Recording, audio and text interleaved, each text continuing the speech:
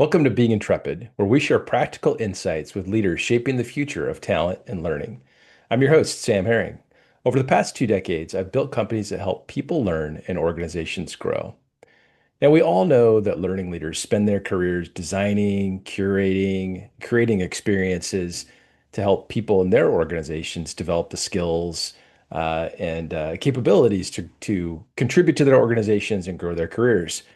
They work through identifying business priorities, researching skill gaps, building experiences, and measuring the results for the business. They're really the ones who look out for everybody else. But who designs the path for the learning leader who wants to advance their career? My guest today has both researched that question and actually built a program that answers that question and develops the careers for those people. Amy DuVernet is Vice President of Learning Products at Training Industry, where she runs the Senior Leaders Program, which is a 5-month cohort experience designed specifically for L&D professionals on the path to lead enterprise learning or become the proverbial chief learning officer. Amy holds a PhD in industrial organizational psychology, which means she thinks about this work both with the practical market insights and the rigor of a highly trained researcher. Amy, welcome to Being Intrepid. Thanks for having me. Awesome. Well, I'm really excited. We had such a fun prep conversation on this. I'm really excited to dive into this.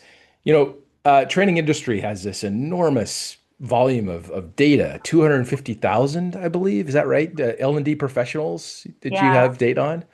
That's a Yeah, lot. I that mean, that makes me excited with my data background. Yeah.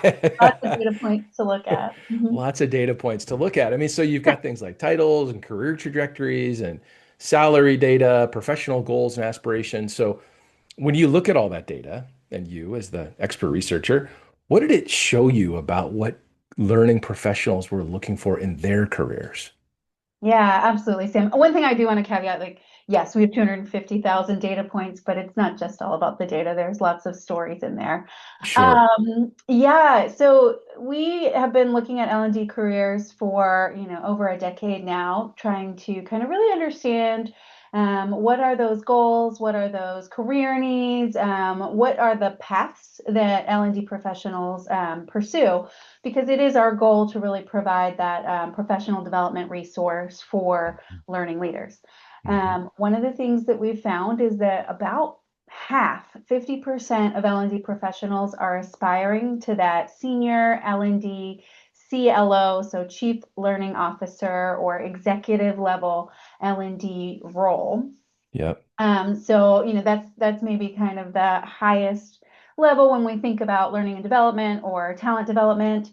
Um, of course, we can't have 50% of learning and development professionals in that role, can we? Right? Like there's just not availability for that within kind of the marketplace. In fact, less than 1% of L&D professionals actually Mm. hold a title that kind of fits with that executive level job role. So there's a bit of a mismatch there between aspiration Mhm. and what's really kind of reasonable or realistic to kind of expect.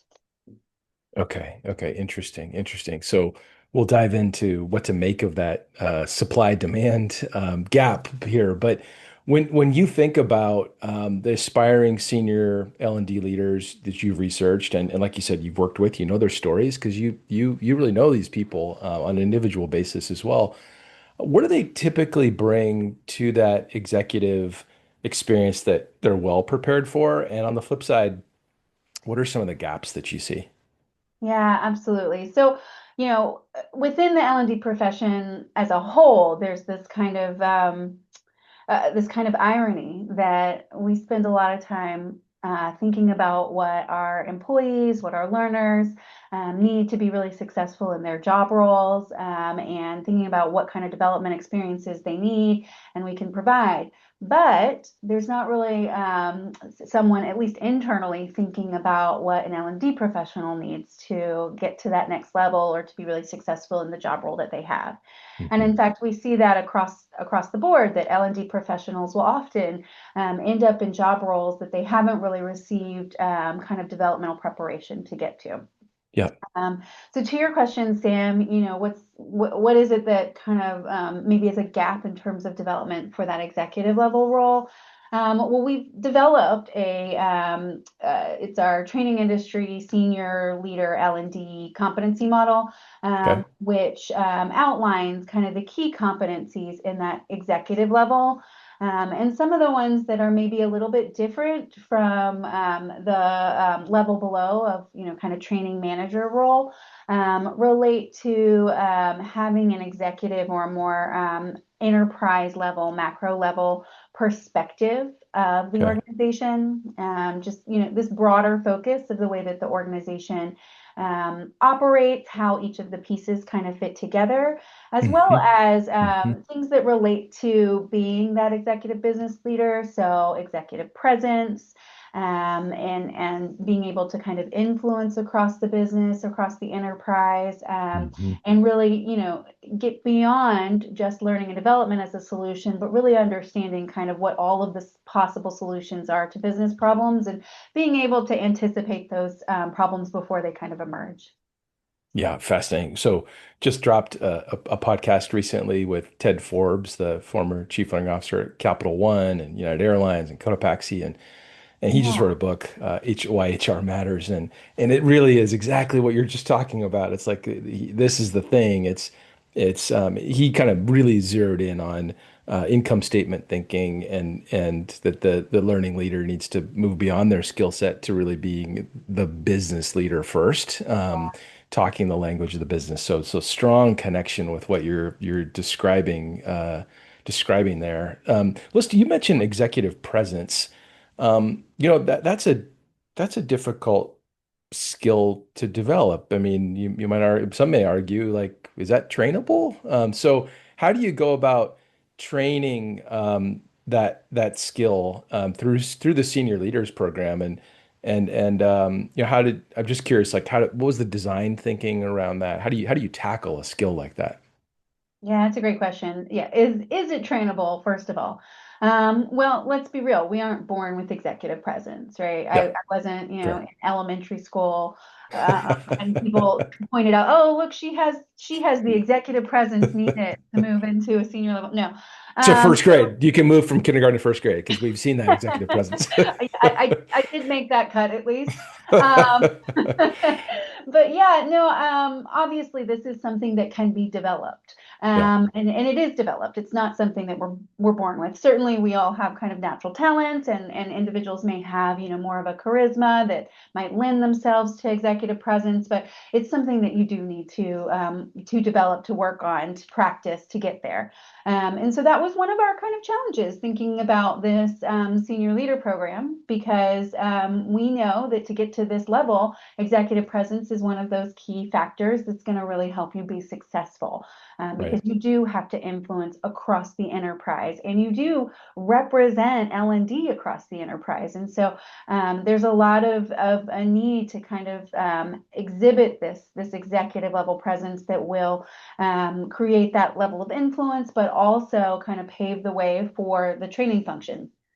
So Yeah. we tackled this through design, right? So so each of our modules, there's modules throughout this program. Each of them starts with a learning component. So we've got asynchronous work that the participants do to kind of think about the concepts, right? So in this module, they're reading about executive presence, they're watching videos, they're spending some time reflecting on what it means to Yeah. have this executive presence. So starting to try to identify their philosophy around what executive presence is. Hmm. And then we wanted to give them a lot of time to practice, because we know Hmm. that that is kind of key to developing this skill set. Um, as you know, we use the Intrepid platform for our learning. And there is this great tool within Intrepid that allows us to utilize AI to provide feedback. So we ask participants to record their elevator pitch. So what is it that makes them a value to the organization? What is it that they do? What's the skill set that they bring? That kind of quick summary of who they are, and why that's important. And then we used the AI tool to provide feedback. So they get that feedback before they ever get into the live classroom to really start to hone in and practice recording that again and again until they feel really good about it. Next, they're going into the classroom and they're reviewing all of the feedback, all of the asynchronous work that they had done, what they're kind of thinking about with executive presence.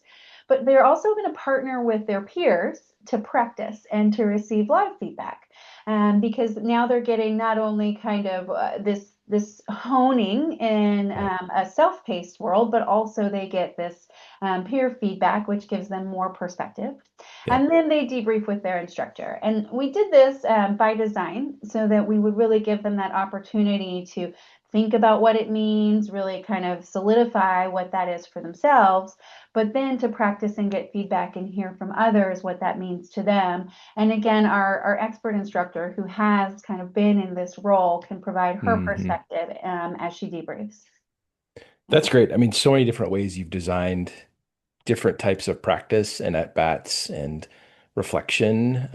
Really powerful learning approaches. So that's great. I've seen other programs, focus on similar skills like coaching, take similar approaches as well. So I know those are effective. So we've kind of zoomed in on presence. Maybe we'll zoom out just a little bit and give you an opportunity, Amy, to describe the senior leaders program. What it is, what its kind of objectives are, and why cohort, like why you chose cohort over a multi-month period versus, that it's not always the default. People do pre-conference sessions for this kind of thing, or you go to a conference and do it. It's more event-based. But tell us why you chose cohort in the context of telling us about the program. Yeah, absolutely. So, to continue our conversation from before, that gap between the 50% who are Hmm. aspiring to this role, but less than 1% get there, we saw that this was a really competitive role. Yes. And Yes. so we felt like this program really had to offer that competitive advantage, Yeah. be a differentiator for individuals who are really looking to achieve this, and make sure that they would be able to kind of hit the ground running and be really successful immediately when they get into the role. Um, and one of the things that we identified through our research and development of the senior L&D leader competency model is that getting into this level and really being successful requires a mindset shift. Uh, Hmm. there are a couple of maybe major mindset shifts that you engage in as you move throughout your L&D career. First would be when you get into that training manager role, you're really going to stop thinking about learning for learning's sake and the individual needs and thinking more from a business perspective. What does the business need? How does training align Hmm. with business objectives? What is it that I'm doing that's really driving impact for the business? But when you move from that training manager to the more executive role, your mindset shift was really looking at kind of that enterprise level, more macro level focus that I was talking about, where Yeah. it's not just about learning programs and their impact on the business, but it's about how it all fits together in this giant puzzle to Yep. create a really healthy organization. So we wanted to design this program to lead our participants through a journey that would help them to acquire this new perspective, this kind of Hmm. broader, more macro level view of the way that they fit in the organization and kind of the whole of the enterprise. Yep. Um, so, when you talk about a mindset shift, this is not going to happen in a one-time pre-conference event.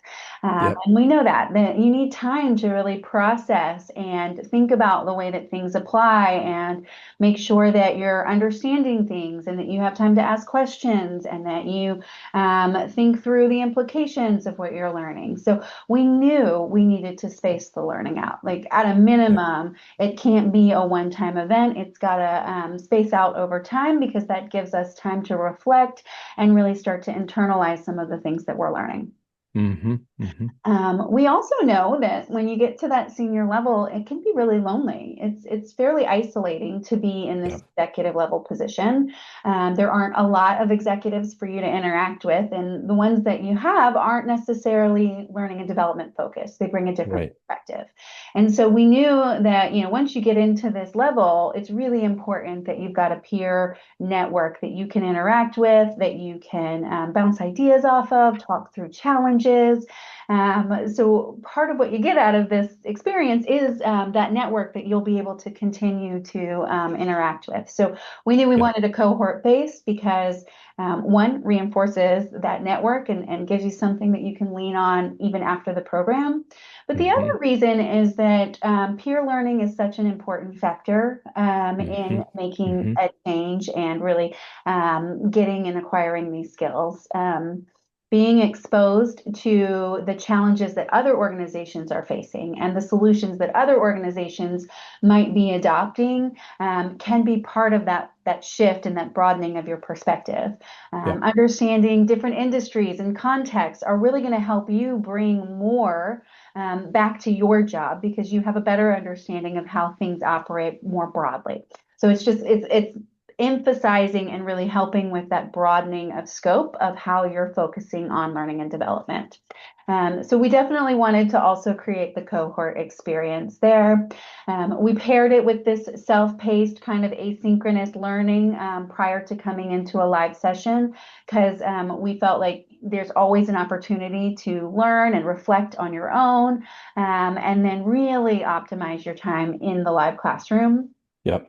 to interact with each other and bounce ideas.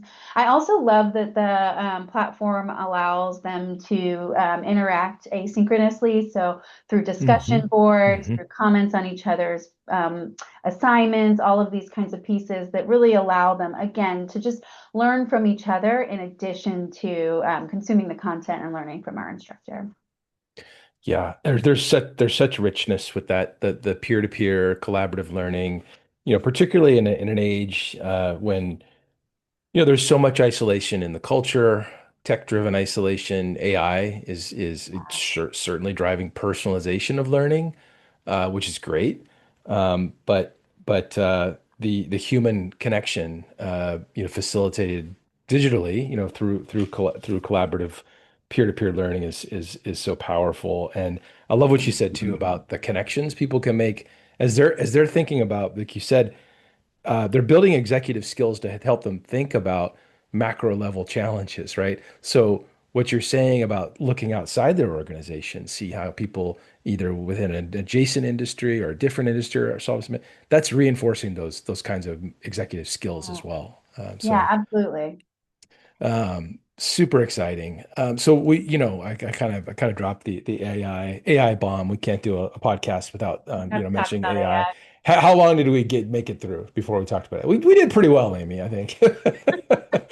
So when we talked earlier, you had some really interesting perspectives on what you're seeing with learning leaders, going through your program or elsewhere in your research, being assigned the lead responsibility for AI rollouts as if it's a training initiative. So, what's the problem with that? What's the risk with that approach?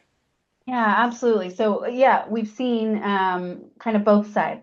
Yeah. So there are L&D leaders who are coming to us and saying, "I've been charged with rolling out AI, and I don't know what I'm doing," which, to your point, Sam, is quite risky because learning and development leaders are only a piece of that puzzle. Hmm. This is a change management initiative, and we know when we're thinking about change management, we have to coordinate across all of the functions. It's not just one piece, particularly when we're thinking about AI, which has the potential to really dramatically impact and change the way that we interface and think about work.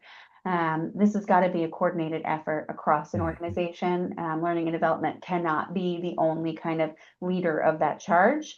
The other risk, right, or the flip side of it is L&D leaders who have told us, yeah, my organization's rolling out AI. They haven't involved me in the conversation. Mm. They're not, I'm not part of this initiative, or maybe I am part of it, but I wasn't part of any of the initial discussion, and now I'm just being told to develop a training. Yeah. And that's also risky, right? Because we're talking about behavior change. We are Yeah. trying to not only change, the behavior that our workers our learners are engaging in terms of, learning to rely on AI tools, but we're also talking about changing their minds and their attitudes, because in some cases, um, our workforce doesn't want to, they're resistant to this change. It's scary, it's different, they're not exactly sure how to do it. And this is when learning and development shines, right? Is with Yeah. behavior change and with attitude change. This is where we really have an opportunity to contribute and showcase the value that we can bring to the business. So yeah, there's a risk on either side.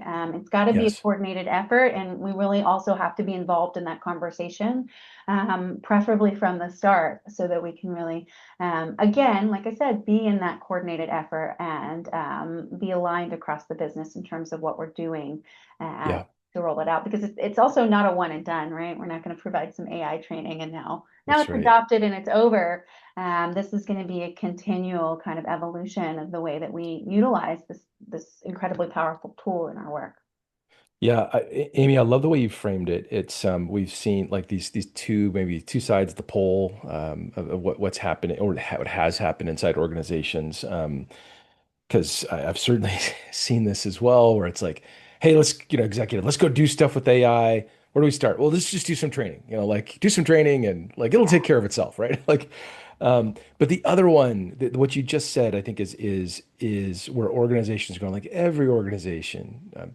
Or most organizations, we should say, are looking at workflows right now. They've got the business looking at workflows. They got IT at the table with them, figuring out how they can agentify or automate those workflows. And learning is not often at the table. So that's that flip side you raised there is very concerning because learning has the specific skills to help with that change, to help with that adoption, to help with that human um, the skills that need to be changed on the other side of those workflows being changed. So this is such an important conversation. It comes up a lot on this podcast, and I always kind of beat the drum. Like if you're a learning leader out there listening to Amy and I right now, and you're not at the proverbial table, get yourself there Yeah, yeah, because you absolutely. have critical skills to offer at this point. That's right. That's right. And so, yeah, I mean, do what you can. Um, Make the case for why it's really important that you're involved, because it is very important to the success of your business. Yeah. Yes, yes. So now, one of the things coming back to the theme of this particular of our conversation about really investing in the learning leaders' own skill development, which is what you're doing an amazing job of, Amy. One of the challenges here is being the cobbler's children, Dr. Heal Thyself, right? Like the learning leader actually needs to learn the AI skills as well. So what are you seeing there in terms of across the learning leaders you work with? Are they dedicating the time to build the skills that they need, proficiency that they need with AI? Oh, that's a great question, Sam. I mean, whew, as with, anything, there's an entire range, right? There's the individuals who are still kind of, what is ChatGPT? And there Yeah, are people who are, so well versed and talking about areas of AI that I'm, not familiar with. yeah. I'll say we offer a course for learning leaders in terms of Okay, being able to develop their AI skill set, and great. that has been one of our most popular courses for the past couple of years. So Okay. certainly, there's interest, I think, from the L&D community in terms of developing this skill set. One of the things I was listening to a podcast about kind of developing AI skills recently, and one of the things that across kind of leadership is a trend is that leaders are asking their workforce to adopt AI, to utilize AI, practice, build this out, and yet. they need to also be focusing on themselves. So if Yeah. you haven't, because you're in that leadership role and you're more of a delegate tasks out kind of a setup, if you haven't really sat down and tried to build using these tools, even if that's not what your role typically entails, I would challenge you as a learning leader to really think through and start doing some of that because understanding the way that the work is being done is going to be really critical as you organize work in the future. Uh, Yeah. so even if you're not typically tasked with, let's say, doing a needs assessment, Yeah. taking some time to look at how AI tools can be used for needs assessment and building that skill Yeah. set within yourself is going to be important again because you need that perspective of how things are Yeah. changing to be able to really, um, I guess, organize the work efficiently. Yeah. Yeah. If you're not working in it firsthand, it's pretty hard to provide support to your team, direction to your team, to be credible, to know what you know or know what you don't know, you know, the edge cases and so on. So, I want to go back to where we started the conversation around this 50% of learning professionals have an aspiration to be a CLO or CLO equivalent, learning leader, whatever you want to call it, but only 1%, you know, get there. Is that the right way to think about it? The 1%? Yeah, and honestly, it's less than Less 1%. than 1%. So yeah, it's not even Okay. 1%. Um, Yeah. yeah, yeah. So like, I guess there's a couple things on my mind. One is you and I talked earlier about like, well, how can you help a leader make the case for that if there is no role in the organization? Like that's part of it. That's part of it. I guess the other part of it though is if the reality is there's 1% and maybe we're wildly successful, it gets to 2%. What do you do with the mismatch in the ambitions there? Are there other ways to drive them into, to suggest relevant career paths that may not be as obvious, like their adjacencies or something? I'm really curious about how you think about that supply demand mismatch and both how you help people advocate, yes, of course, but also like how do you help them see opportunities there to grow into? Yeah. So, one of the first things that we do is we have an assessment, right? So a lot of people think that they want to be a CLO. Yeah. But the reality of the role is actually not something that would be Mm-hmm. particularly fulfilling for them. Mm-hmm. There's Mm-hmm. a lot of moving beyond kind of some of the things that drew you to learning and development. You're probably not going to be facilitating. You're Yep. not going to be developing programs. There's a lot of things that I think L&D professionals find really enriching Yep. and valuable that you're not going to get in that role. So Yep. the first thing that we do is we suggest this assessment, and the Mm-hmm. assessment looks at what you find valuable and what you're interested in your future roles. Also assesses your competencies and skill sets, and then you get some tailored feedback about whether this is a good fit either from just a Okay. vocational interest level, Yep. but also if it is, here are the areas that you might want to work on or develop based on your alignment with our competency model. Yep. Um, Yep. so that's a first step, right? Because 50% may aspire in theory, but would they actually enjoy it? Yep. Maybe they wouldn't. Yep. To your point, Sam, I think one thing that I would just emphasize is a lot of folks aspire to this, but they see that they don't have that role in their organization. Yeah. And I would encourage you not to take that as the stop point, that means that you can't Mm-hmm. have the role. There's a lot of success out there in terms of advocating for that role in your Mm-hmm. organization. So Mm-hmm. it doesn't mean that you couldn't have a role created or develop kind of into that role still within your organization. So that's another piece. Okay. And then, there are other pieces of that executive level that you might be interested in that you might be able to get in another kind of a role. Okay. Learning and development professionals often move into more of an independent consultancy as they Mm-hmm. get Mm-hmm. more senior in their career. And that offers some of those pieces. So, working with stakeholders, owning the business. So, it offers you some of those pieces that you might be part of why you're aspiring to it. So that's another career role that you could Yeah. move into. And then obviously there are, learning and development adjacent roles out there Yeah. related to talent management, succession planning. So the other thing that I would say is don't always look at your career as completely linear. We know that we're going to bounce around in a lot of different Yeah. ways. Actually, our facilitator, Ann Stott, tells this great story about how she knew that in order to move into that executive level, she actually had to take a step back. Mm. And so she did. She took a step back and took a different position that exposed her to different areas of the business and different ways of thinking that really allowed her to develop the skill set to get to that senior level. So Yeah. that's the other piece is just, it's not a linear path. It's more about kind of Yeah. identifying what those experience areas are and really getting them into your toolbox. Yeah. Yeah, I know Anne, and she's got an interesting career path as well because she also went supplier and inside too. So that's another valuable perspective for people to think about, you know. Exactly. No, that's a great point, Sam. And she credits that with her success kind of in the CLO role. Yeah. Working in a supplier or a vendor organization gives you the opportunity to look and have an external view of the way that training organizations operate. It also, we were talking earlier, Sam, about getting exposed to the way that different industries work. How does Yeah. training operate in different organizations and different size businesses? All of these things.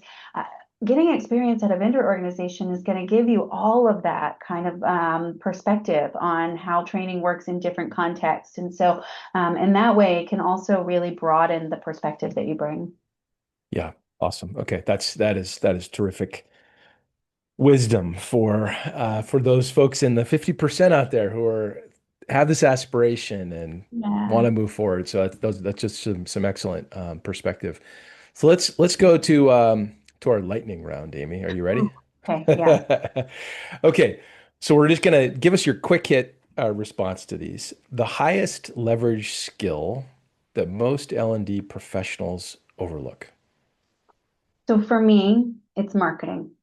I Mm, think mm, that our research has shown that the perspectives and the preconceived notions that you bring into training dramatically impact the outcomes. And so, if you're not really thinking about marketing principles and how you're representing the training, but also your training organization from a mhm. marketing perspective, you're really missing a key lever to Yeah. having an impact. Awesome. And I think about marketing both in terms of getting a message out, but also listening and understanding your market. You know, what is the Yeah, market looking for? absolutely. Okay. Best question for an aspiring learning leader to consider before they walk into meeting with the CFO. So congratulations on your meeting with the CFO. That's great. Hopefully you develop a great relationship with them. I would ask myself, what is the business outcome that I'm asking for funding to solve? Yep. So I need to really be very clear on what is this business problem? What is the outcome that I'm hoping to achieve? And then I would also ask myself, why is this investment the right investment to solve that? Yeah. Yes. Love Um, that. one question, but I'm going to ask a third question, and that is, what's the risk of not making this investment? I think is a great way to reframe what you're asking for. Is like, what is the Yeah. cost if we don't do this? Yeah. What's the status quo costing you right now? Yeah, Yeah. That's a good one. Let's flip the script on on our our CFO. financial wizards. Okay. Biggest misconception about what a chief learning officer actually does in their work. Ooh, I would say, when we think from afar and we look at a CLO, we think that they're really spending their time running the learning department. That's where Mhm. they are investing their energy is looking at learning programs, making sure they're running efficiently in all of these pieces. And I think, actually so much more of their perspective is on the enterprise as a whole and the way that pieces are all fitting together. Yeah, yeah. Connecting with stakeholders, figuring out demand, partnering for Yeah, execution. yeah. Yeah, yeah, Building rapport, making sure that they're really paving the way so that the function can be successful. Yeah. Awesome. Well, Amy, this has been a really useful conversation. I think we'll stick a pin in this one for our audience of Love it. aspiring learning leaders. That's who we talk to. So this has been really, really useful, and I really appreciate you sharing your time and your insights. And thank you for our partnership using the Intrepid platform. It's such a perfect use case for how we hope to help people build their skills and advance their careers. This is a great example. So I'm really grateful for that. Same here. We are so grateful for the partnership, and we know that it's made our program stronger. So thank you. Amazing, amazing. So, if our listeners want to follow your work at Training Industry or learn more about Senior Learners Program, where should they go? Yeah, so our website, trainingindustry.com/senior leaders program. Okay. Best place to go. And by the way, if you want to take that assessment, you'll be able to find that there as well. Oh, amazing. So that's something that's just like freely offered that people can Yeah. take online. Perfect. Okay, there you go. That's what a resource. Thank you, Amy.